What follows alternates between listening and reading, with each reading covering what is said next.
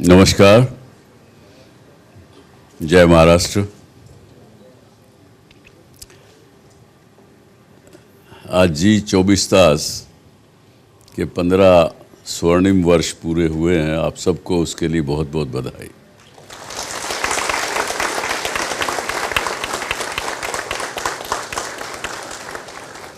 जिस समय 15 वर्ष पहले कोई भी मराठी का न्यूज़ चैनल नहीं था, तब हमने इसका आरंभ किया, शुरुआत की। उस वक़्त भी बहुत से लोग बोलते थे कि ये तो नहीं चलेगा, वायबल नहीं होगा, रेवेन्यू नहीं आएगा।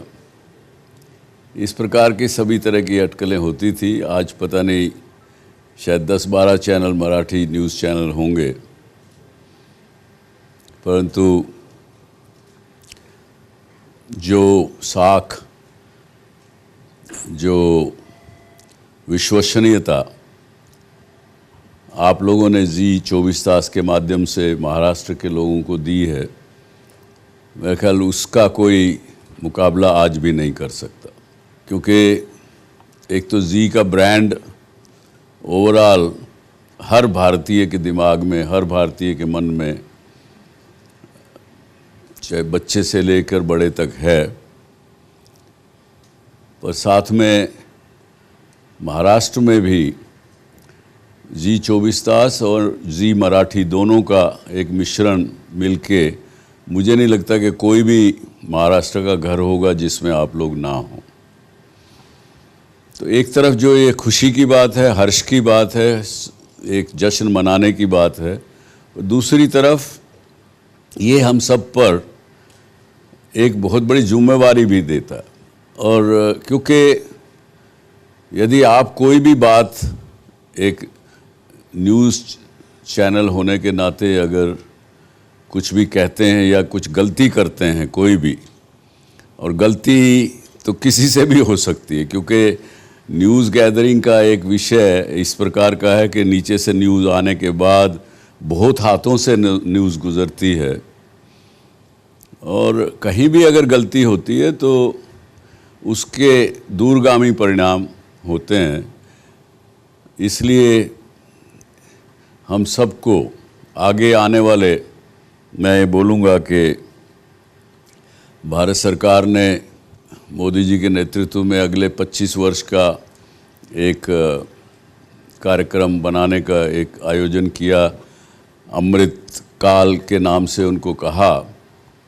तो मैं कहूँगा कि जी 24 तास को भी अगले 15 वर्ष में क्या करना और कहाँ पहुँचना, अगर 15 वर्ष बाद फिर अगर हम यहाँ इकट्ठे खड़े हों, उस वक़्त हम क्या चीज़ की खुशी मनाएंगे, क्या चीज़ करेंगे, इसका विचार अभी से आपको करना चाहिए और उसका निर्णय करके उसको इंटरनलाइज कर लेना चाहिए अंदर अपने। जैसे अपना डीएनए में एक चीज़ हो जाती है कि ये चीज़ हमको 15 साल बाद करके दिखानी है, और उसकी कल्पना करना, अगले 15 वर्ष की कल्पना करना और उसके ऊपर काम करना, ये भी अपने आप में एक अद्भुत प्रयोग होगा। क्योंकि आने वाले समय में टेक्नोलॉजी के हिसाब से जो जैसे अपना यूनिवर्स है, यूनिवर्स का मेटावर्स हो गया है या होने जा रहा है, तो इसके अंदर किस प्रकार की टेक्नोलॉजिकल डेवलपमेंट होंगी, उसको हमको जी 24 तास को पहले करना, दूसरे किसी से भी पहले करना, ये हमारा प्रयास होना चाहिए। बल्कि मैं तो ये कहूँगा कि आज 15 वर्ष पूरे जब आपने किए हैं, तो टेक्नोलॉजी के लिए 1-2-3 यंगस्टर्स को रखिए और उनको मेटावर्स वगैरह पर काम करने का अभी से शुरू कर दीजिए।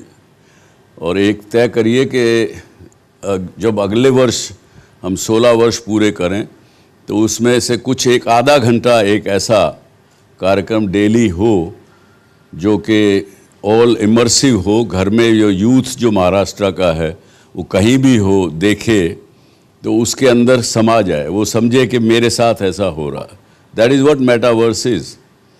यानी आने वाले समय में मेटावर्स में जैसे अब हम सब लोग यहाँ इकट्ठे होकर बात कर रहे हैं, उस समय में अगर हम यहाँ पे 300 लोग मान लो, 200 लोग अभी हैं, अगर 200 में 20 लोग भी हों और 180 लोग बाहर से भी ज्वाइन करेंगे तो भी वो यही समझेंगे कि मैं यहाँ पे स्वयं प्रेजेंट हूँ।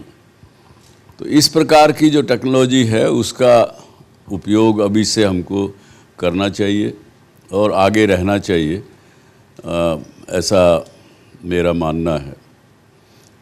इसके अलावा एक और बात मैं नीलेश से भी और 21 वर्ष से मैं इनको खैर देखता आ रहा हूँ, 15 वर्ष से मेरा मेकअप बहुत बार किया है इन्होंने और मुझे यहाँ तक भी इन्होंने कई बार भागदौड़ से चलते हुए आते रहे हैं डीएससी शो में, तो ये करते करते मुझे सुला देते थे 5 मिनट के अंदर, इतना आराम से ये काम करते थे। तो इस तरह की प्रतिभाएं हैं। तो आप लोग यंगस्टर्स को ये मत सोचिए कि ये इतना सीनियर है, उसके नीचे जूनियर व्यक्ति आगे नहीं बढ़ सकता। वो पुरानी जो सोच है ह्यूमन रिसोर्स डेवलपमेंट की, वो ख़त्म हो गई है।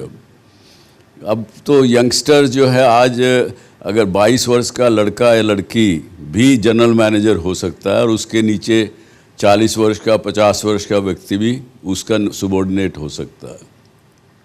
तो इस प्रकार की आप भी अपने यहाँ एक पहल शुरू करिए जिसमें कि यूथ को और मौका मिले, क्योंकि उनके पास नॉलेज है, उनके पास इंफॉर्मेशन है, वो लोग ज़्यादा एंथुसियास्टिक हैं, ज़्यादा काम कर सकेंगे, ज़्यादा आपको आगे बढ़ा के ले जा सकेंगे। बाकी एक बार फिर आप सबको इस अच्छे स्वर्णिम 15 वर्ष की एक बार फिर बधाई, शुभकामनाएं। जय हिंद, जय भारत। छत्रपतींचा विचार म्हणजे